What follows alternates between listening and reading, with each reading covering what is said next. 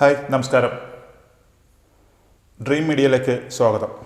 ഇന്ന് നമ്മൾ പരിചയപ്പെടാൻ വേണ്ടി പോകുന്നത് മാത്യു സാറിനാണ്. മാത്യു സാറിൻ്റെ വിശേഷങ്ങളിലേക്ക് കിടക്കാം. ഹായ് മാത്യു സാർ, എന്തൊക്കെയുണ്ട് വിശേഷം?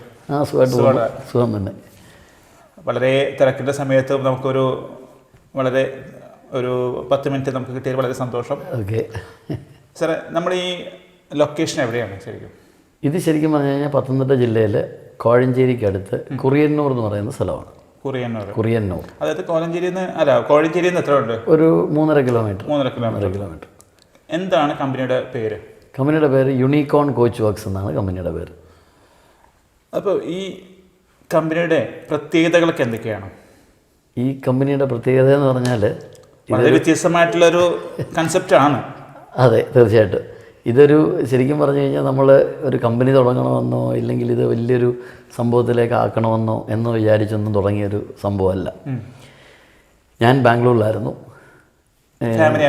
ഫാമിലിയായിട്ട് ബാംഗ്ലൂരിലായിരുന്നു. ബാംഗ്ലൂരിൽ ബിസിനസ് ഉണ്ടായിരുന്നു. എന്ത് ബിസിനസ്സായിരുന്നു? അവിടെ ഓട്ടോമൊബൈൽ ബിസിനസ്സായിരുന്നു. അവിടെ കൈനറ്റിക് ഹോണ്ടയുടെ ഡീലറായിരുന്നു. അത് കഴിഞ്ഞ് മഹീന്ദ്ര ടേക്ക് ഓവർ ചെയ്തപ്പം നമുക്ക് മഹീന്ദ്രയുടെ ഡീലർഷിപ്പ് കിട്ടി. അതങ്ങനെ നടന്നുകൊണ്ട് പോകുന്ന സമയത്ത് നമ്മൾ റെൻ്റ് 2 വീലർ എന്ന് പറയുന്ന ഒരു കോൺസെപ്റ്റ് 2013 തുടങ്ങി. എവിടെ? ബാംഗ്ലൂർ. അത് അങ്ങനെ കണ്ടിന്യൂ ചെയ്തുകൊണ്ട് പോകുന്നു. ഇപ്പോഴും അത് കണ്ടിന്യൂ ചെയ്തുകൊണ്ട് പോകുന്നു. ഇപ്പോഴും ഉണ്ട് ബാംഗ്ലൂർ. അതെ. അപ്പോൾ ആ ഒരു സംഭവം നടന്നുകൊണ്ടിരിക്കുന്ന സമയത്താണ് ഞാൻ എല്ലാ ആഴ്ചയിലും ഇങ്ങനെ പോയി വരും. ഫാമിലി ആ സമയത്ത് നാട്ടിലുണ്ട്. 13 കഴിഞ്ഞപ്പോൾ ഞാൻ ഫാമിലി നാട്ടിൽ വിട്ടു. ആ സമയത്ത് ഇങ്ങനെ ഞാൻ എല്ലാ ആഴ്ചയിലും ഇങ്ങനെ പോയി വന്നുകൊണ്ടിരിക്കുന്ന സമയത്താണ് പെട്ടെന്ന് കൊറോണ വന്ന് പിടിച്ചത്. കൊറോണ എല്ലാവരെയും ശരിക്കും ഒരു വല്ലാത്തൊരു പ്രശ്നത്തിലാക്കി. എന്നാൽ ഒരു മൂവ്മെൻ്റ് ഇല്ലാത്തൊരു സിറ്റുവേഷനിലായി. എല്ലാവരും സ്റ്റക്കായി. ആ ഒരു സിറ്റുവേഷനിൽ ഈ തോന്നിയ ഒരു ആശയമാണ് ശരിക്കും പറഞ്ഞു കഴിഞ്ഞാൽ ചുമ്മാതിരിക്കുന്നതിന് ഒരു എന്താ പറയുക, നമുക്കൊരു ഓർഡർ ഉണ്ടായിരുന്നു. ഇങ്ങനെ മൊബൈൽ ക്യാൻറ്റീൻ ചെയ്യാനായിട്ടൊരു ഓർഡർ ഉണ്ടായിരുന്നു. അതൊരു കാര്യം ചോദിക്കട്ടെ സാറേ. സാറ് ഇപ്പം കൊറോണ കാലത്ത് നമ്മുടെ നാട്ടിൽ വന്നു അല്ലേ? നാട്ടിൽ പെട്ടുപോയി. അതെ. ഞാൻ നമ്മുടെ ക്യാമറ ഓഫ് ചെയ്ത സമയത്ത് ഞാൻ കുറച്ച് കാര്യങ്ങൾ അറിഞ്ഞിരുന്നു. അപ്പോൾ എന്ത് ചെയ്യണം എന്നുള്ള ഒരു മനസ്സിലൊരു വല്ലാത്തൊരു പ്രതിസന്ധിയിലായിരുന്നു അല്ലേ? അതെ. എന്തുവരെ പഠിച്ചു? ഞാൻ ഡിപ്ലോമ ഓട്ടോമൊബൈൽ കഴിഞ്ഞതാണ്. ഓക്കെ. അത് കഴിഞ്ഞിട്ടാണ് ഞാൻ ബാംഗ്ലൂർക്ക് പോയതും. അവിടെ ബിസിനസ് ഞാൻ 1989 മുതൽ ഞാൻ യൂണിക്കോൺ ഓട്ടോ എന്ന് പറയുന്ന ഒരു സ്ഥാപനം ബാംഗ്ലൂരിൽ നടത്തുകയായിരുന്നു. കൈനറ്റിക് ഹോണ്ടയുടെ സർവീസ് സെൻ്ററായിരുന്നു. അത് കഴിഞ്ഞതൊരു ഓതറൈസ് സർവീസ് സെൻ്ററായി, പിന്നൊരു ഡീലർഷിപ്പായി. അങ്ങനെ മുമ്പോട്ട് വന്നു. അങ്ങനെയാണ് നമ്മൾ ഓട്ടോമൊബൈൽ ഫീൽഡ് വിട്ടിട്ട് ഞാൻ വെളിയിൽ പോയിട്ടില്ല. അപ്പോൾ ഓട്ടോമൊബൈൽ ഫീൽഡിൽ തന്നെ നിൽക്കണമെന്നുള്ള എൻ്റെ ഒരു പാഷൻ, അത് ഞാൻ വിട്ടിട്ട് ഇന്ന് വരെ വേറൊരു ബിസിനസ്സിലേക്ക് ഇറങ്ങിയിട്ടില്ല. അതിൽ തന്നെയാണ്. അതാണ് കണ്ടിന്യൂ ചെയ്തുകൊണ്ട് പോകുന്നത്. അപ്പം അങ്ങനെയാണ് ഞാൻ ഇങ്ങനെ വന്നപ്പോൾ ഈ കൊറോണയുടെ സമയത്തുള്ള ഈ ഒരു ഓർഡർ നിൽപ്പുണ്ടായിരുന്നു. അപ്പോൾ ആ ഓർഡർ നമ്മൾ ഫുൾഫിൽ ചെയ്യാനായിട്ട് തീരുമാനിച്ചു. എന്ന് വളരെ തുച്ഛമായിട്ടുള്ള സാധനങ്ങളെ കിട്ടുകയുള്ളൂ. ഈ കൺസ്ട്രക്ഷൻ ഫീൽഡിലുള്ള സാധനങ്ങൾ കിട്ടാൻ തുടങ്ങി 1 മാസം കഴിഞ്ഞപ്പോൾ. അപ്പോൾ ആ സമയത്ത് നമുക്ക് കുറച്ച് വെൽഡിങ്ങിൻ്റെ സാധനവും അങ്ങനെയുള്ള സാധനമൊക്കെ കിട്ടാൻ തുടങ്ങിയപ്പോൾ ആ വണ്ടി ഞങ്ങൾക്ക് കംപ്ലീറ്റ് ചെയ്യാൻ പറ്റി. അതിനെ എടുത്ത് എന്താ പറയുന്നത്, യൂട്യൂബിൽ ഒരു ഒരു ചാനൽ തുടങ്ങി. അത് ശരിക്കും പറഞ്ഞാൽ ആ ടൈമിൽ എല്ലാവരും വീക്ഷിക്കുന്നത് നമ്മുടെ സോഷ്യൽ മീഡിയയാണ്. അതെ. അപ്പോൾ അതുകൊണ്ടാണ് യൂട്യൂബിൽ ഈ സാധനം എടുത്തുനിന്ന് പോസ്റ്റ് ചെയ്തപ്പോൾ ഞങ്ങൾക്ക് ശരിക്കും പറഞ്ഞു കഴിഞ്ഞാൽ അമ്പരപ്പിക്കുന്ന റിസൾട്ടായിരുന്നു. ഏകദേശം 1500 പേരാണ് ഞങ്ങൾക്ക് കോൾ ചെയ്തത്. അപ്പോൾ മനസ്സിലായി സ്പെഷ്യലൈസ്ഡ് ഈ വണ്ടികൾ ചെയ്യാനായിട്ട് കേരളത്തിൽ ആൾക്കാരില്ല എന്ന്. സ്പെഷ്യലൈസ്ഡ് എന്ന് പറയുന്നതിൻ്റെ ഉദ്ദേശം എന്ന് പറഞ്ഞാൽ നിങ്ങളൊരു കസ്റ്റമർ ആണെങ്കിൽ നിങ്ങൾക്ക് വേണ്ട സാധനം ചെയ്തു തരാൻ ആരുമില്ല.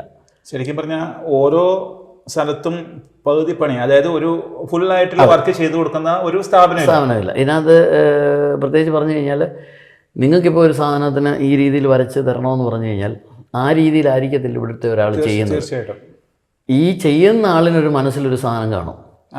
അത് വെച്ചിട്ട് ഇതാ പറ്റത്തുള്ളൂ എന്ന് പറയുന്ന ഒരു സംവിധാനം കൂടുതൽ ചിന്തിക്കാറില്ല. അതിനുവേണ്ടി മെനക്കെടാറില്ല. അത് കാരണം എന്താണെന്ന് ചോദിച്ചു കഴിഞ്ഞാൽ ഒരു പേഴ്സണലൈസ്ഡ് അല്ലെങ്കിൽ ഒരു കസ്റ്റം മെയ്ഡ് സാധനങ്ങൾ ചെയ്യാനായിട്ട് കുറച്ച് നമ്മൾ ബുദ്ധിമുട്ടണം.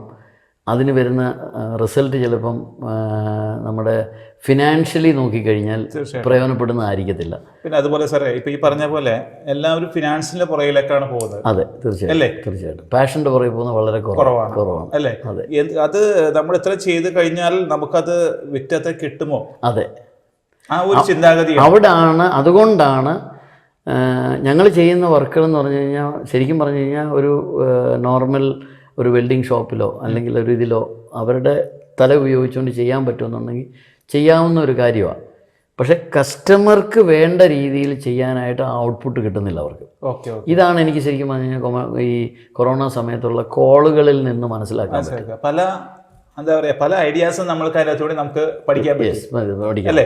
പിന്നെ നമ്മളുടെ ഉള്ളിലിരിക്കുന്ന കുറച്ച് സാധനങ്ങളുണ്ട്, ക്രിയേഷൻ ഉണ്ട് അല്ലേ? അത് എന്താണ് ദൈവം തരുന്ന സാധനം അല്ല, അതൊരു വലിയൊരു മാത്യു സാറിനെ ശരിക്കും പറഞ്ഞാൽ ഒരു വലിയൊരു ഭാഗ്യം തന്നെയാണ്. തീർച്ചയായിട്ടും അല്ലേ? അപ്പം ഇപ്പോൾ നമ്മൾ ചെയ്യുന്ന എന്തൊക്കെയാണ് നമ്മുടെ ഇവിടുത്തെ സർവീസുകൾ?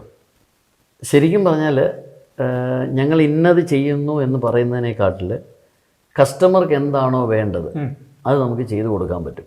എന്തും നമുക്ക് ചെയ്തു കൊടുക്കാൻ പറ്റും. ഒന്നുമില്ല. അതിൻ്റെ ഒരു ഉദാഹരണം പറയുകയാണെന്നുണ്ടെങ്കിൽ 1.5 വർഷം മുമ്പ് തമിഴ്നാട്ടിൽ നിന്ന് ഞങ്ങൾക്കൊരു ഓർഡർ വന്നു. അവർ ഒരു നന്നീർ എന്ന് പറയുന്ന ഒരു ഓർഗനൈസേഷനാണ്, ഒരു NGO ഓർഗനൈസേഷനാണ്.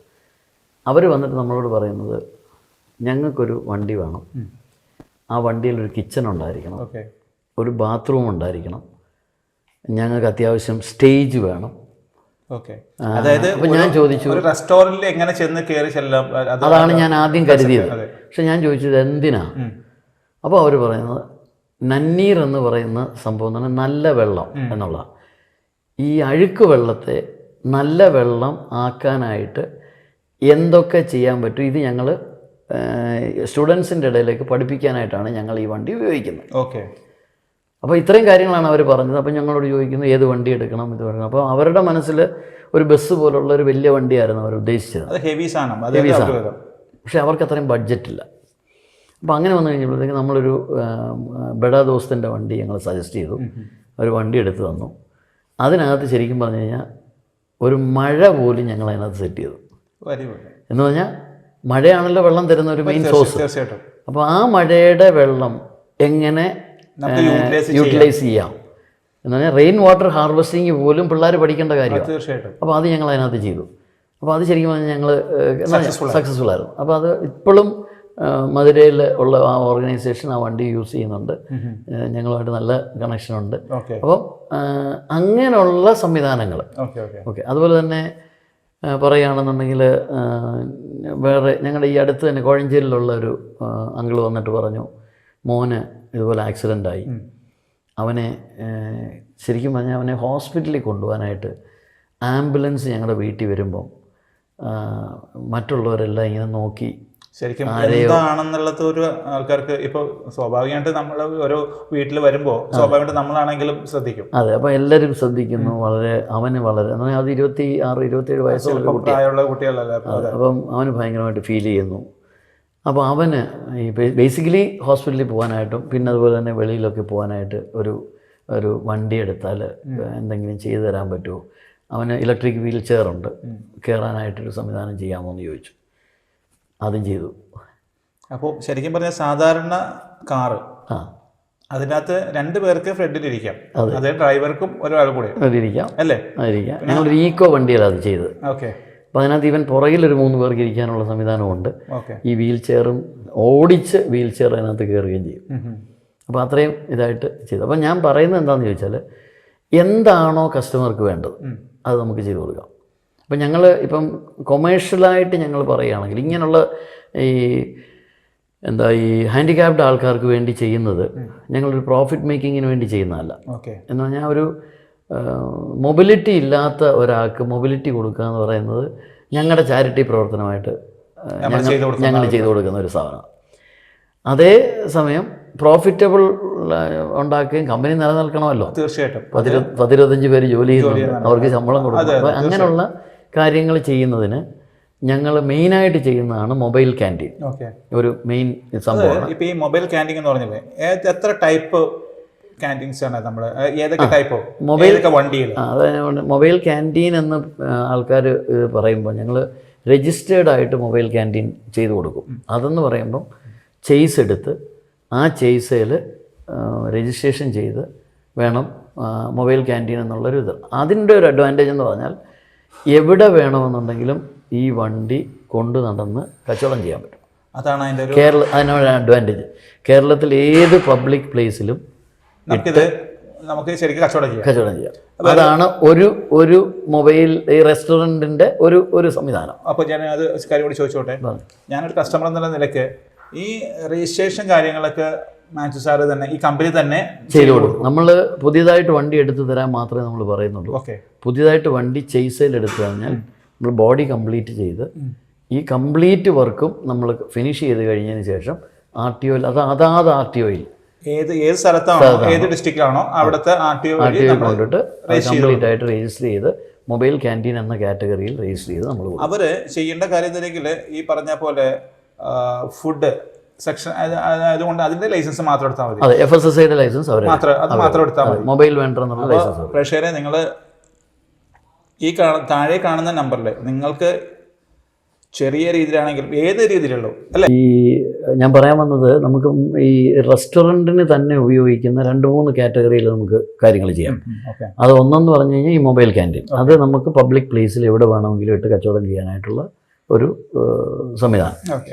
അതേപോലെ തന്നെയാണ് ഒരു 1.5-2 വർഷം മുമ്പ് ഒരു വർഷം മുമ്പ് ശരിക്കും പറഞ്ഞാൽ മോമോ ബഗി എന്ന് പറയുന്ന തൃശ്ശൂരിലെ ഒരു കസ്റ്റമർ, ഒരു കൊച്ചു പയ്യന, അവൻ വന്നൊരു മൂവിങ് കിയോസ്ക് വേണം എന്നുള്ള രീതിയിൽ സംസാരിക്കുകയും മോമോസിന് വേണ്ടി. അതിപ്പോൾ ഭയങ്കര ട്രെൻഡിങ് ആണ് ആ ഏരിയയിലൊക്കെ.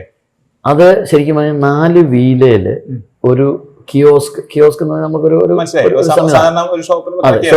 ഷോപ്പ് പോലെ തന്നെ നമുക്ക് കൊണ്ടുപോകണം. പക്ഷെ അതിൻ്റെ ഒരു ഡിസഡ്വാൻറ്റേജ് എന്താണെന്ന് ചോദിച്ചു കഴിഞ്ഞാൽ ഇത് പബ്ലിക്കിലിട്ട് കച്ചവടം നടത്താനല്ല. ഇതിന് നമ്മൾ പ്രൈവറ്റായിട്ടൊരു പ്ലേസ് നമ്മളെടുത്ത് അവിടെ വാടകയ്ക്ക് എടുക്കുകയോ അല്ലെങ്കിൽ അവരുമായിട്ടൊരു എഗ്രിമെൻ്റ് ഉണ്ടാക്കുകയോ, ഇല്ല എങ്കിൽ പബ്ലിക്കിൻ്റെ ഈ ചില അതിന് യാതൊരു ലിമിറ്റേഷൻ ഇല്ല. അതിന് യാതൊരു ലിമിറ്റേഷൻ ഇല്ല. അതിന് 10/5 തുടങ്ങി ഇപ്പോൾ അവർ 12/6 പിന്നെ 8/4 ഇപ്പം ഞങ്ങൾ ആലപ്പുഴ കളക്ടർ ഇടപെട്ടിട്ട് ഞങ്ങൾ 2 കിയോസ്ക് ഇപ്പം ജസ്റ്റ് ഞങ്ങൾ ഡെലിവറി ചെയ്യാൻ പോകുന്നുണ്ട്. പിന്നെ 16/8 ഒരു ഇതിലേക്ക് ചെയ്യുന്നുണ്ട്. അപ്പം പല സൈസിൽ നമുക്കത് ചെയ്യാം. അതിന് ഒരു ലിമിറ്റേഷൻ ഇല്ല, ഹൈറ്റ് ലിമിറ്റേഷൻ ഇല്ല, ഇതൊന്നും ലിമിറ്റേഷൻ എന്ന് പറഞ്ഞാൽ ഇത് ഒരു പബ്ലിക് പ്ലേസിൽ ഒരു സ്പേസ് ഉണ്ടാക്കുന്നു എന്ന് മാത്രമേ ഉള്ളൂ. അപ്പോൾ അത് കാണാനുള്ള സൗകര്യത്തിനും ഇതിനുമൊക്കെ നമ്മൾ പല ഷേപ്പിൽ ഉണ്ടാക്കുന്നു എന്ന് മാത്രമേ ഉള്ളൂ.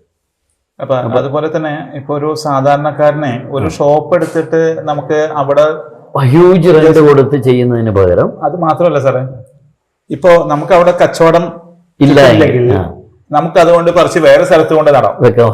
അല്ലേ? ഇതാണെങ്കിൽ ചെയ്യാം. അല്ലെ, ഒരു കടയാണെങ്കിൽ അത് ചെയ്യാൻ പറ്റില്ല, നഷ്ടം വരും. അതൊരു ശരിക്കും പറഞ്ഞ മാത്യു സാറിന്റെ ഒരു വളരെ സാധാരണക്കാരനും എല്ലാവർക്കും ഒരു എന്താ പറയാ ജോലി ഇല്ലാത്തവനെ ഒരു ബിസിനസ് തുടങ്ങാൻ പറ്റിയ ഒരു ആ രീതിയിലേക്ക് അവർക്ക് ഇത് ചെയ്യാൻ പറ്റും. അത് തന്നെയല്ല, നഷ്ടങ്ങൾ വളരെ ലിമിറ്റ് ചെയ്യാൻ പറ്റും. തീർച്ചയായിട്ടും അതാണ് അതിനകത്ത് ഒരു വലിയ. പിന്നെ അതിനകത്ത് ഇപ്പോ ഒരു ഷോപ്പിന് വേണ്ട എല്ലാ സെറ്റിംഗ്സും ഉണ്ട്. ഗ്യാസ് വെച്ചിട്ട് കത്തിക്കാനുള്ള സൗകര്യവും, സ്റ്റൗവ്, അതുപോലെ തന്നെ ഇലക്ട്രിക് ജനറേറ്റർ ഒക്കെ ഉപയോഗിക്കുകയാണെന്നുണ്ടെങ്കിൽ ഇത് ചെയ്യാം. അതുതന്നെയല്ല, ഇപ്പൊ ഇലക്ട്രിക് കണക്ഷൻ പോലും പ്രൈവറ്റ് പ്ലേസിലേക്ക് നമുക്ക് കിട്ടുന്നുണ്ട്. കൊമേഴ്ഷ്യൽ കണക്ഷൻ എടുക്കാനായിട്ട് ഒരു പോസ്റ്റ് ഉണ്ടെന്നുണ്ടെങ്കിൽ നമുക്ക് അതിനകത്ത് കിട്ടും. അങ്ങനെ ചെയ്യാം. KSEB ഇപ്പം കൊടുക്കുന്നുണ്ട്. അപ്പൊ അതെല്ലാം ഈ കിയോസ്കിന് നമുക്ക് ഉപയോഗപ്പെടുത്താൻ പറ്റും. ശരിക്കും അവിടെ ലൈൻ അപേക്ഷിച്ചാൽ മതി, വേറെ പ്രശ്നങ്ങളൊന്നുമില്ല. അപ്പൊ അങ്ങനെ ഒരു സംവിധാനം ചെയ്യുന്നുണ്ട്. പിന്നീട് നമ്മൾ ചെയ്യുന്ന ഒരു കാര്യമാണ് ട്രൈസൈക്കിൾ. ശരിക്കും അത് സൈക്കിളാണ്. അതിനെ ഒരു ഇലക്ട്രിഫൈ ചെയ്തിട്ടുള്ള സുഗ്ര എന്ന് പറയുന്ന ഒരു കമ്പനി ഒരു ലഗേജ് വെഹിക്കിൾ ഇറക്കിയിട്ടുണ്ട്. എറണാകുളം ബേസ്ഡ് ആണ്. സുഗ്ര എന്ന് പറയുന്ന ഒരു ഇത് ഇറക്കിയിട്ടുണ്ട്. അതിൽ ചെയ്യുന്നത് എന്താണെന്ന് ചോദിച്ചു കഴിഞ്ഞാൽ, അത് ആക്സിലറേറ്റർ കൊടുത്താൽ പോകും. 300-350 കിലോ വരെ അത് വലിക്കും. ഇത് കൂടാതെ നമുക്ക് ഇപ്പം ബാറ്ററി അങ്ങ് ഡൗൺ ആയി പോയെങ്കിൽ ചവിട്ടിക്കൊണ്ട് പോവാം. അതാണ് ഈ ട്രൈസൈക്കിളിൻ്റെ ഒരു പിന്നെ ഭയങ്കരമായിട്ടൊരു കയറ്റം ഉണ്ടെന്നുണ്ടെങ്കിൽ ചവിട്ടുകയും ചെയ്യാം, ആക്സിലറേറ്ററും കൂടെ കൊടുക്കുന്നുണ്ടെങ്കിൽ അത് കുറച്ചുകൂടെ ലോഡ് എടുത്ത് അപ്പൊ അത്ര ഹൈറ്റും കാര്യങ്ങളൊക്കെ എങ്ങനെയാണ്? അതിന് നമ്മളൊരു 7 അടി ഹൈറ്റിൽ, അത്ര 7 അടി ഹൈറ്റേ വരുന്നുള്ളൂ, 6.5 അടിയേ വരുന്നുള്ളൂ ഏകദേശം. ആ ഹൈറ്റിൽ നമ്മളൊരു സ്ക്വയർ ഫീറ്റ് വരും അത്? ശരിക്കും പറഞ്ഞാൽ ഒരു 15 സ്ക്വയർ ഫീറ്റ് അത്രേ ഉള്ളൂ. അത്രേ ഉള്ളൂ. അപ്പൊ ഒരു ചായക്കട അല്ലെന്നുണ്ടെങ്കിൽ ഒരു എന്താ പറയുന്നത് ഒരു ജ്യൂസ് കട, വൈകുന്നേരത്തെ ഒരു കടി ഇത് അങ്ങനെയൊക്കെ നടത്തേണ്ടവർക്ക് വെറും ഒരു 2 ലക്ഷം രൂപ റേഞ്ചിൽ അത്രേ ഉള്ളൂ. ആക്സിലറേറ്റർ കൊടുത്താൽ പോകുന്ന രീതിയിലുള്ള സംവിധാനം നമുക്ക് ചെയ്യാൻ പറ്റും. അത് നമുക്ക് എവിടെ വേണമെങ്കിലും കൊണ്ടുപോയിട്ട് നമുക്ക് ഈ കച്ചവടം ചെയ്യാം. എന്ന് പറഞ്ഞാൽ അതിന്റെ ഒരു ഗുണം ഇത് മൂവിങ് ആയതുകൊണ്ട് ആരെങ്കിലും വന്ന് ബഹളം ഉണ്ടാക്കുക ഇവിടെ ഇടാൻ പറ്റത്തില്ലെന്ന് പറഞ്ഞാൽ വേണ്ട സാറേ ഞാൻ അത് വേറെ കാര്യമുണ്ട്. പണ്ട് സൈക്കിളിൽ ചായ വിറ്റില്ല, അതേ സംവിധാനം കൺസെപ്റ്റ് ശരിക്കും ഡിജിറ്റൽ ഒരു സ്റ്റാൻഡേർഡായി, കുറച്ചൊരു സ്റ്റാൻഡേർഡായി അല്ലേ? അതാണ് അതിനകത്ത് തന്നെ ഈ വേസ്റ്റ് ഒക്കെ കളക്ട് ചെയ്യാനും അങ്ങനെയുള്ള കാര്യങ്ങളെല്ലാം അതിനകത്ത് ചെയ്യാൻ പറ്റും. അപ്പൊ ആ ഒരു ചെറിയ സ്ഥലമുള്ളെങ്കിൽ ഇപ്പോ സാറിപ്പം ടോട്ടലി എത്ര വണ്ടികൾ ഇപ്പൊ ചെയ്തിട്ടുണ്ട്? ഞങ്ങളിപ്പോ ഏകദേശം 60-65 വണ്ടിയായിട്ട് ചെയ്തിട്ടുണ്ട്. കിയോസ്ക് ആയിട്ട് ഏകദേശം ഒരു 10 വണ്ടി ചെയ്തിട്ടുണ്ട്. അപ്പം കിയോസ്ക് ആയിട്ട് വണ്ടി എന്ന് പറയത്തില്ല, അത് കിയോസ്ക് ആയിട്ട് ചെയ്തിട്ടുണ്ട്. അപ്പൊ അതിനകത്ത് നിന്ന് തന്നെ അത് ശരിക്കും പറഞ്ഞാൽ ഫുഡ് ബിസിനസിന് വേണ്ടി. അപ്പൊ ഫുഡ് ബിസിനസിന് വേണ്ടി തന്നെ 3 കാറ്റഗറിയായി. പിന്നെ നമ്മുടെ വേറൊരു വലിയൊരു സംഭവമാണ് നമ്മുടെ ഹേഴ്സ് എന്ന് പറയുന്ന സാധനം. എന്ന് പറഞ്ഞാൽ മഞ്ചൽ. ഇന്നത്തെ നിയമം അനുസരിച്ച്, ഇന്നത്തെ ഓൾറെഡി MVD-കാരൊക്കെ പിടിക്കാൻ തുടങ്ങിക്കഴിഞ്ഞു.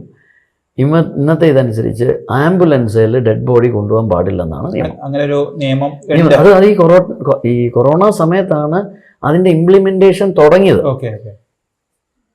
അതും നമ്മളിപ്പം വളരെ ജനങ്ങൾക്ക് അറിയില്ല, സംഭവം അറിയത്തില്ല എന്ന് പറഞ്ഞാൽ ഇതിനകത്തെ അപകടം അവർക്കറിയില്ല. എന്ന് പറഞ്ഞാൽ ഒരു ഡെഡ് ബോഡി കൊണ്ടുപോകുന്നതിനകത്തെ ജീൻസും അതും എല്ലാം കൂടെ അടുത്തൊരു പാസഞ്ചറിലേക്ക് പോയി കഴിഞ്ഞാൽ ഉണ്ടാകുന്ന ബുദ്ധിമുട്ട് അത് ശരിക്കും ഗൾഫ് രാജ്യങ്ങളിലെ ഗൾഫ് എന്നല്ല മിക്കവാറും എല്ലായിടത്തും ഉണ്ട്. ഗൾഫ് രാജ്യങ്ങളിൽ വളരെ നേരത്തെ തുടങ്ങിയ ഉള്ളതാണ്. അവര് അതങ്ങനെ സെപ്പറേറ്റ് ആയിട്ടാണ്. അത് ഇവിടെ ഇന്ത്യയിലാണെങ്കിൽ പോലും ഇത് 58-ലോ 60-ലോ ഉള്ള നിയമമാണ്.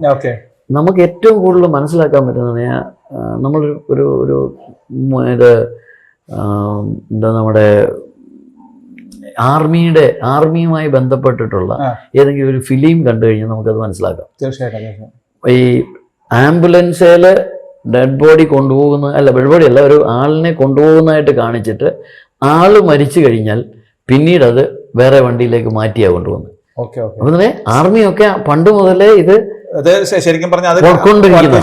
ചെയ്തുകൊണ്ടിരിക്കുന്നത്. പക്ഷെ നമ്മുടെ ഒരു പബ്ലിക് പ്ലേസിൽ ഈ എല്ലാ ആംബുലൻസിലും ഡെഡ് ബോഡിയും കയറ്റി പോകുന്ന ഒരു സംവിധാനം, അതിനാണ് ഇപ്പം വളരെ സ്ട്രിക്റ്റ് ആയിട്ട് പിടിച്ചുകൊണ്ടിരിക്കുകയാണ്.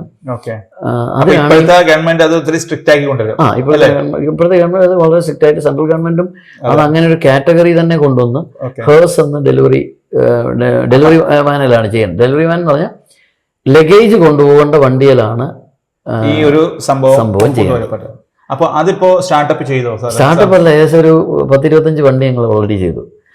മണവാട് പള്ളിക്ക് ചെയ്തിട്ടുണ്ട്, നമ്മുടെ അർത്തിങ്കൽ പള്ളിക്ക് ചെയ്തിട്ടുണ്ട്, ചങ്ങനാശ്ശേരി രൂപതയ്ക്ക് ചെയ്തിട്ടുണ്ട്. അങ്ങനെ പള്ളികളാണ് ഏറ്റവും കൂടുതൽ ഇപ്പം വർക്ക് ചെയ്തുകൊണ്ടിരിക്കുന്നത്. പിന്നെ ഒത്തിരി ഓർഗനൈസേഷൻസ് ചെയ്യുന്നുണ്ട്. ഇപ്പം എറണാകുളത്തെ ഒരു വണ്ടിയാണ് ഇപ്പം പണി നടന്നുകൊണ്ടിരിക്കുന്നത്. അപ്പം അത് പല വലുപ്പത്തിൽ, ഈ ചെറിയ വണ്ടികളിൽ നിന്നും പല വലുപ്പത്തിൽ നമുക്കത് ചെയ്യാൻ പറ്റുന്നത്. അത് പ്രത്യേകിച്ച് സൈസ് നോക്കിയിട്ടാണ് ഒരു അതനുസരിച്ചാണ് ഇൻവെസ്റ്റ്മെന്റും അതനുസരിച്ചാണ് വരുന്നത്. അതുപോലെ തന്നെ ആൾക്കാർ വിളിക്കുന്ന എറണാകുളത്തൊക്കെ എന്ന് പറഞ്ഞാൽ എല്ലാവരും ചെറിയ വണ്ടി പറയും. അതായത് കാര്യം ചെറിയ വഴികൾ ഒത്തിരി, ചെറിയ വഴികൾ മാത്രമല്ല, അത് ട്രാഫിക് പോകാനായിട്ടുള്ള ഒരു സൗകര്യത്തിനും കൂടിയാണ് അങ്ങനെയുള്ള. പിന്നെ അതുകൂടാതെ പിന്നെ ഇപ്പൊ സാധാരണ വാഗണർ കണ്ടിരുന്നു. അത് ഇപ്പം നിങ്ങൾ ഇന്ന് കണ്ടത് അത് ശരിക്കും പറഞ്ഞാൽ അത് പറഞ്ഞില്ല, അത് ഒരു വികലാംഗന് ട്രാവൽ ചെയ്യാൻ വേണ്ടി നമ്മൾ ചെയ്ത ഒരു സാധനം. അതിപ്പോൾ സാറൊരു കാര്യം പറഞ്ഞിരുന്നു, നമ്മൾ കുറച്ചു നേരം സംസാരിച്ചപ്പോൾ പറഞ്ഞു, സംഗതി പണ്ട് നടന്നുകൊണ്ടിരുന്ന ഒരു ആൾക്ക് അല്ലേ? അതെ, സാറൊന്ന് പറയൂ നമ്മുടെ പ്രേക്ഷകർക്ക്. അതിൻ്റെ ഒരു ഉത്തമ ഉദാഹരണം എന്ന് പറഞ്ഞാൽ, ഞാനൊരു ആക്സിഡന്റിൽ പെട്ട് ഒരു 3-3.5 മാസം അനുഭവസ്ഥന. എൻ്റെ ലെഗ് ഒരു 10-22 പീസായതാണ്, കൈ ഒരു 3 പീസാ. അപ്പോൾ ആ ഒരു പെർട്ടിക്കുലർ ടൈമിൽ ഒരു മൂവ് ചെയ്തുകൊണ്ടിരിക്കുന്ന ഒരാള് പെട്ടെന്ന് ഇമ്മൂവബിൾ ആകുമ്പോൾ ഉണ്ടാകുന്ന വിഷമം ഞാൻ മനസ്സിലാക്കി. അപ്പോൾ അങ്ങനെ ഒത്തിരി പേര് ഇപ്പം ഇന്ന് നമ്മുടെ സമൂഹത്തുണ്ട്. ഇന്ന് 2-3 കാര്യങ്ങളായിരിക്കും. ചിലപ്പം പ്രായം കൊണ്ട്, ചിലപ്പം അമിത വണ്ണം കൊണ്ട്, ഇല്ലെന്നുണ്ടെങ്കിൽ എന്തെങ്കിലും രോഗം പെട്ടിട്ട് ഓടി നടന്നിരുന്ന ആൾക്കാർ, പിന്നെ ആക്സിഡൻറ്റിൽ, ഈ ഞാൻ പറഞ്ഞല്ലോ ഒരു ദിവസം ആക്സിഡൻറ്റിൽ, അങ്ങനെയൊക്കെ പെട്ടവർ പെട്ടെന്ന് ഇമ്മൂവബിളായി കഴിയുന്നൊന്നേ മനസ്സിനുണ്ടാകുന്ന ഒരു ടെൻഷൻ അത് വളരെ വളരെ ഭയങ്കരമായിട്ടുണ്ടാകുന്നൊരു സംഭവം. അത് മനസ്സിലാക്കിക്കൊണ്ടാണ് ഞാൻ ശരിക്കും പറഞ്ഞു കഴിഞ്ഞാൽ അവർക്കൊരു മൂവബിലിറ്റി കൊടുക്കുക എന്നുള്ളത് നമ്മുടെ ഒരു ചാരിറ്റിയുടെ ഭാഗമായിട്ട് നമ്മൾ എടുത്തേക്കും. അതെ, അല്ല, അത് ജനങ്ങൾക്ക് ശരിക്കും ഉപയോഗപ്രദമായിട്ടുള്ള സംഭവമാണ് നമ്മൾ ചെയ്യുന്നത്. ശരിക്കും വളരെ ചാരിറ്റി ചെയ്യുന്നുണ്ടെങ്കിലും, ചാരിറ്റി എന്ന് പറഞ്ഞാൽ ഞാൻ കംപ്ലീറ്റ് ഫ്രീ ഒന്നും അല്ല കൊടുക്കുന്നത്. നമ്മളൊരു കോസ്റ്റ് ബേസിൽ പ്രോഫിറ്റബിൾ അത്ര എടുക്കണ്ടല്ലോ. അതെ, അതായത് നമ്മള് മറ്റുള്ളതിനെ സംബന്ധിച്ച് ഇതൊരു എന്താ പറയാ ചാരിറ്റി പോലെ തന്നെ കൊടുക്കുന്നത്. പക്ഷെ എന്നാലും നമ്മള് കോസ്റ്റ് ചെയ്യുന്നൊരു സംഭവം. എല്ലാ സാധനങ്ങൾക്കും അമിതമായ അതെല്ലാം നല്ല മെറ്റീരിയലിന് തന്നെ അതുപോലത്തെ പ്രൈസ് ഉണ്ട്. അതെ, പിന്നെ എക്സോബിറ്റന്റ് ആയിട്ടുള്ള ചാർജ് ചെയ്ത് അങ്ങനെയുള്ളതില്ലാതെ മാക്സിമം കുറയ്ക്കാവുന്നത് കുറച്ച് ചെയ്തിട്ടുണ്ട്. ഓക്കെ. പിന്നെ നമ്മളിപ്പോ 2-3 വണ്ടിയുടെ കാര്യങ്ങൾ പറഞ്ഞു. മറ്റേ റെസ്റ്റോറന്റ്, മൊബൈൽ ക്യാൻറ്റീന, മൊബൈൽ കിയോസ്ക്, പിന്നെ അങ്ങനെയുള്ള സാധനങ്ങൾ, പിന്നെ ഹേഴ്സ്, അത് പിന്നെ ആണ് നമ്മുടെ ഈ ഹാൻഡിക്യാപ്ഡ് ആയിട്ടുള്ള ആൾക്കാർക്ക് വേണ്ടിയുള്ള സംഭവം. പിന്നെ ഞാൻ പറഞ്ഞില്ലേ, ഞാൻ ആദ്യമേ പറഞ്ഞു, നിങ്ങൾക്ക് എന്താണോ വേണ്ടത് അത് നമുക്ക് ചെയ്തു കൊടുക്കാം. പിന്നെ ഒരു കാര്യം കൂടി പറഞ്ഞു, ഒരു ബാക്ക് തളർന്ന ഒരു മനുഷ്യനെ, അല്ല അത് ഇപ്പോൾ ഒരു ജസ്റ്റ് വന്ന ഒരാൾ, ശരിക്കും പറഞ്ഞ ഡ്രൈവറായിരുന്നു. 14 വർഷമായിട്ട് പുള്ളി വീണിട്ട് കാല് രണ്ടും കംപ്ലീറ്റ്ലി തളർന്നു പോയി, അരയ്ക്ക് താഴെ കംപ്ലീറ്റ്. ആ വണ്ടി അവിടെ ഒരു മാരുതിയുടെ ഓൾട്ടോ വന്ന് കിടക്കുന്നു.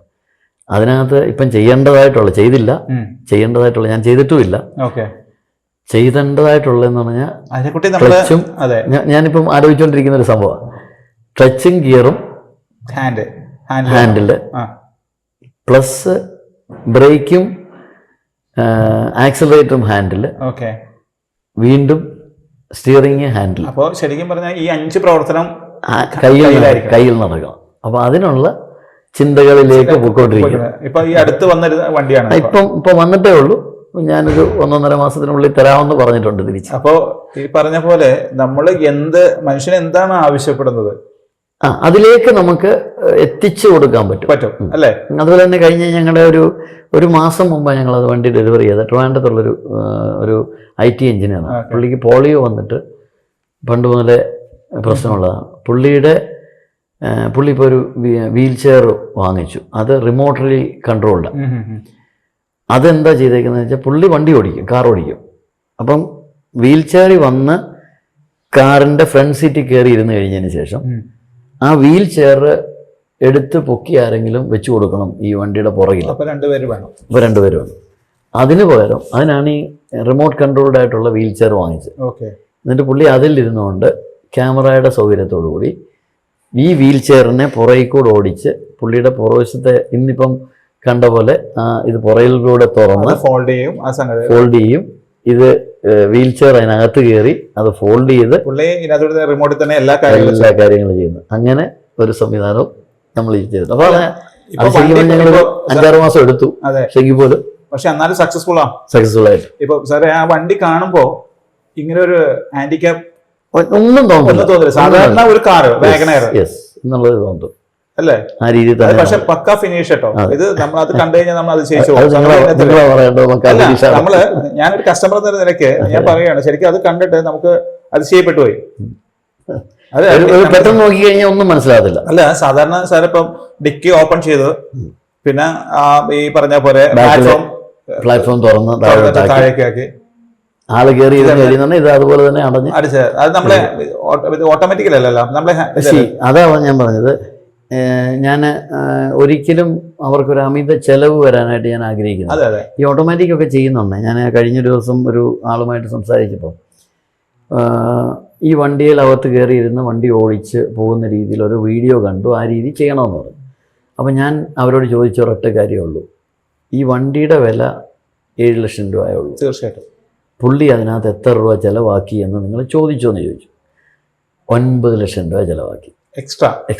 അപ്പം നമ്മളെല്ലാം ഇത് ആവശ്യമുണ്ടോ, ഉണ്ടെങ്കിൽ നമുക്ക് ചെയ്തു കൊടുക്കാം. അതെ അതെ ഓക്കെ, ഇത് ആവശ്യം ഉണ്ടെന്ന് പറയുന്ന ഒരാൾക്കാണെങ്കിൽ നമുക്ക് ചെയ്തു കൊടുക്കാം. അപ്പം ഞങ്ങളെ സംബന്ധിച്ചിടത്തോളം ഈ ഒരു വാഗണാറിന്റെ കോസ്റ്റ് ഒക്കെ എന്ന് പറഞ്ഞു കഴിഞ്ഞാൽ ലെസ് ദാൻ $1 lakh ഉള്ളൂ. അതും വളരെ ഇതായിട്ട് ഈ വികലാംഗർ സാധാരണ പോകുമ്പോൾ അവർ ആയിരിക്കത്തില്ല ഓടിക്കുന്നത്. അതെ അതെ തീർച്ചയായും ഓടിക്കുന്നവരുണ്ടെങ്കിൽ അതിനനുസരിച്ച് ചെയ്യണം. അതെ അതെ അല്ല എന്നുണ്ടെന്നുണ്ടെങ്കിൽ വേറെ ആരെങ്കിലും സഹായി കൂടെ കാണും.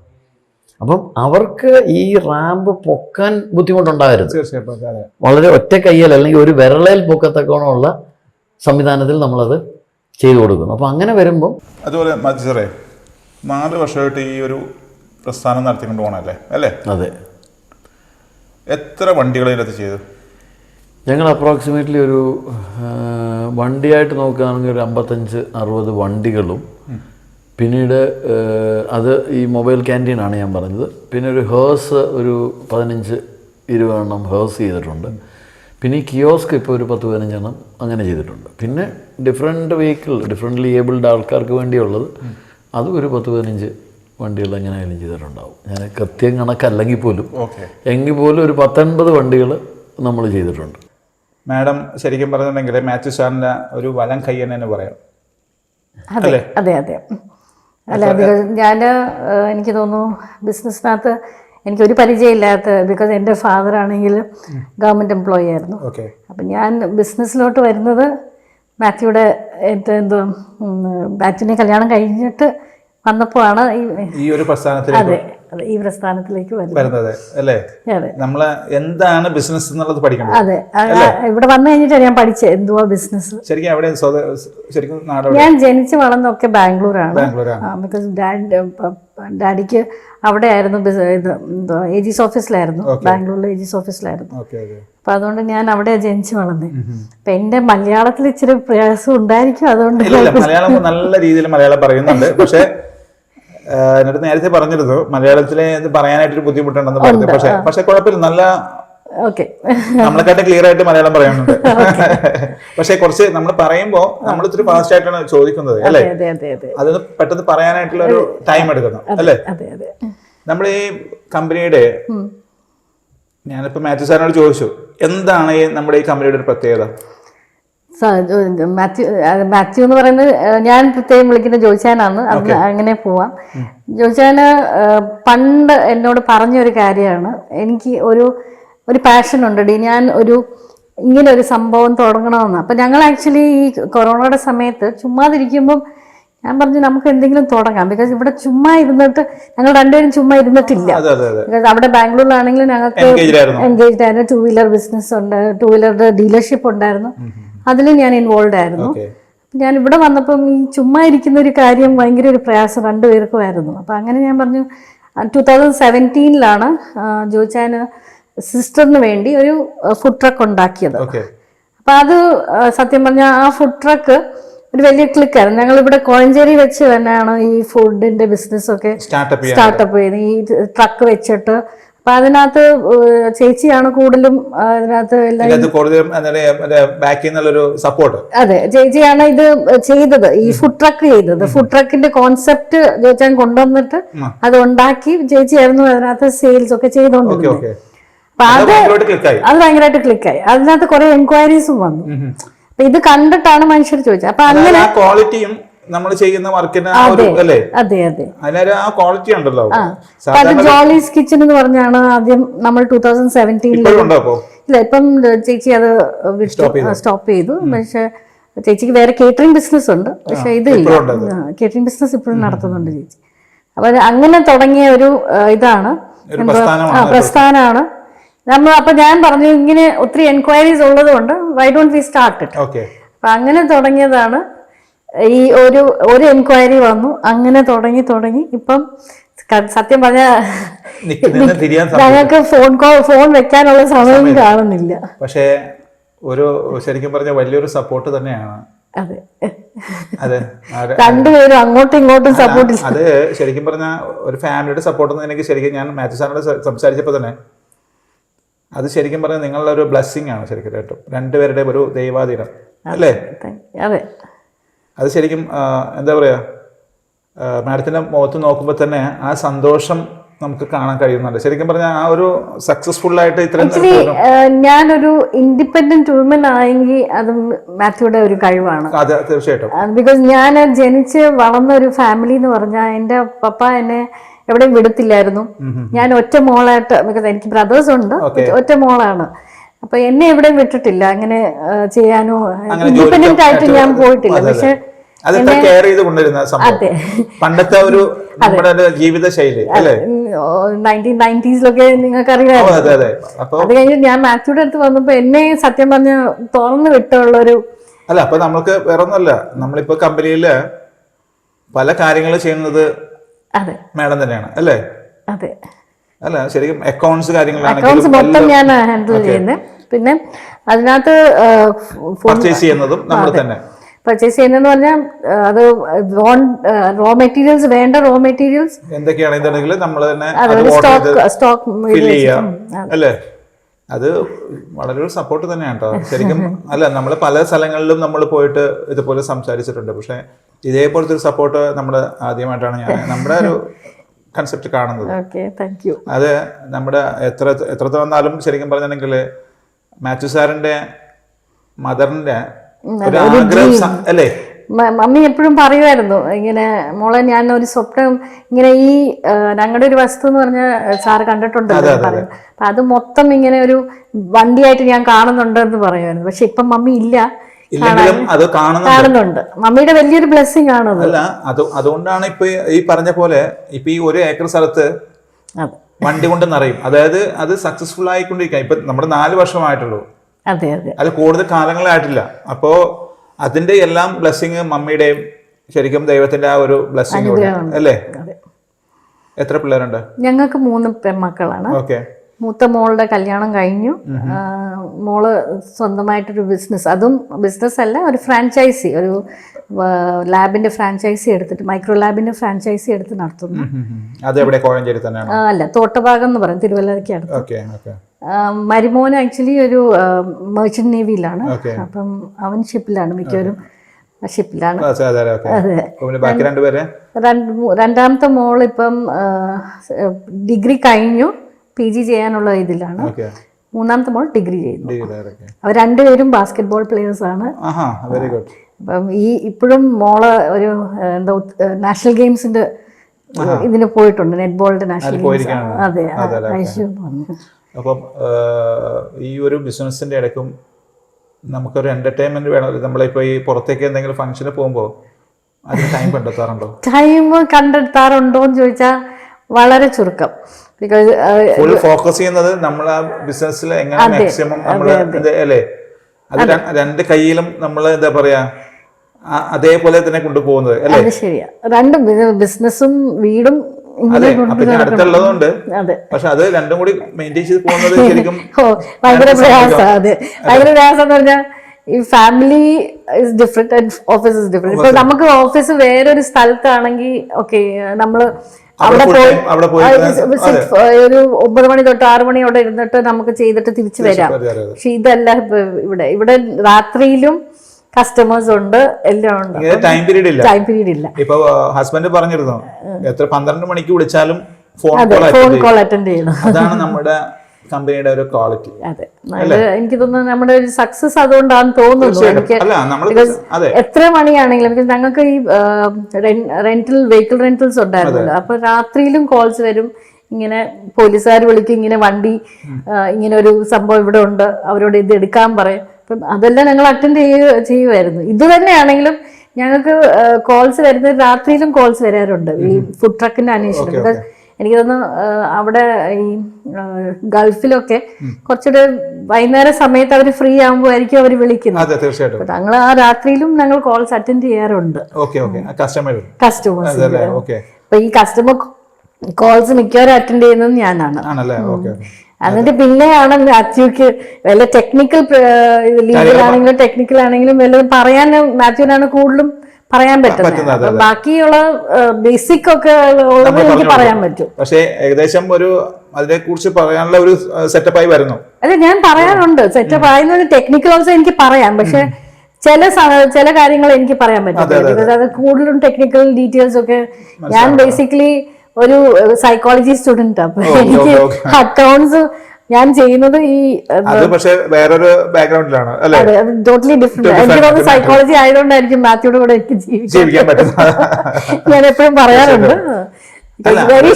ഒരു വെരി ഷോർട്ട് ടെമ്പേർഡ് പേഴ്സൺ ആണ്, എന്നാലും ആ ഷോർട്ട് ടെമ്പേർഡ് അങ്ങനെ കൂൾ ആവുന്ന ആളാണ്.